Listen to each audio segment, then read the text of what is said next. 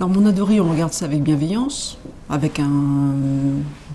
pense que c'est un mouvement naturel, attendu, un double mouvement d'ailleurs, parce que ça cache deux réalités. Ça cache une volonté des grands acteurs de rationaliser le portefeuille. Mondadori, nous l'avons fait il y a plus de 3 ans, de façon régulière, ça me semble évident d'interroger son portefeuille de marques et de rationaliser, de concentrer les moyens au profit des grandes marques majeures qui sont ou internationales et qui ont une vocation à s'étendre. Donc je pense que c'est tout à fait naturel, même si effectivement ça peut paraître douloureux et des mouvements un petit peu brusques, mais c'était assez inéluctable. Deuxième mouvement, c'est une concentration. Les acteurs essaient de trouver une taille critique. Nouvel Obs rejoint un groupe important qui s'étoffe.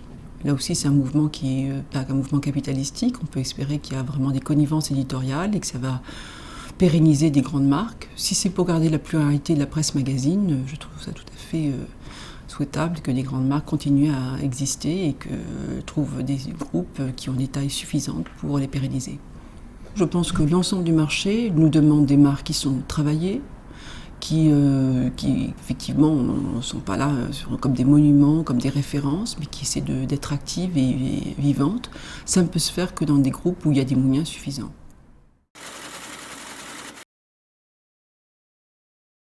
L'année 2013, elle est à peine derrière nous.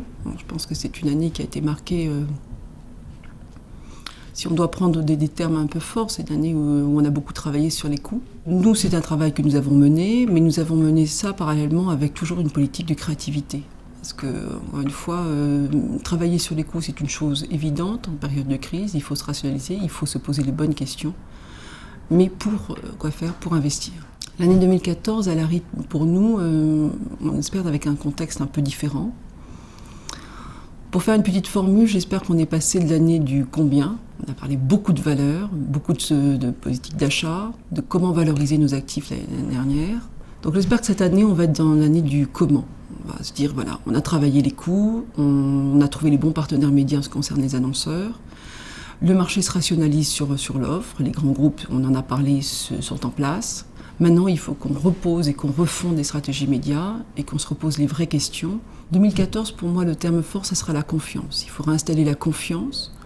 Tout le monde, je crois, est en ordre de marche. La Mondadori, on a un peu devancé cet appel, clairement. On a mené une politique de réforme un peu plus tôt, rationaliser notre portefeuille, travailler sur les coûts et se remettre délibérément dans une politique d'offre et de créativité.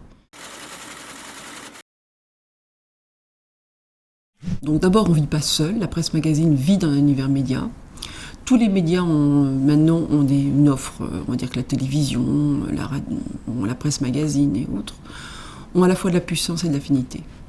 Tout le monde peut raconter des histoires. Ce qui est notre force, c'est qu'effectivement, on a des marques très fortes et qui créent de la connivence, qui créent de la communauté, qui créent du lien, qui créent de la confiance. J'insiste sur ce mot à nouveau. De façon claire, toutes les stratégies sont cross, c'est le grand terme à la mode.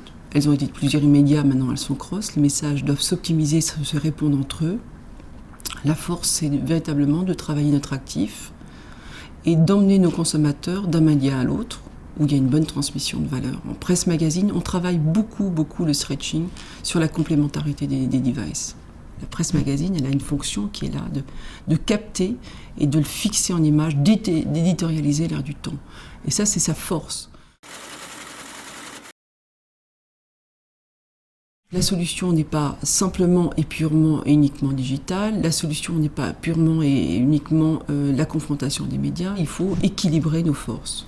Presse magazine, au sein de Mondadori, c'est un calcul très clair. C'est un portefeuille qui est 50-50 sur du grand public et sur du haut de gamme.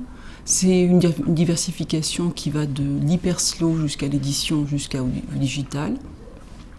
C'est dire que nos marques sont pérennes. Cette année, on a fêté les 100 ans d'une marque rentable comme Science & Vie.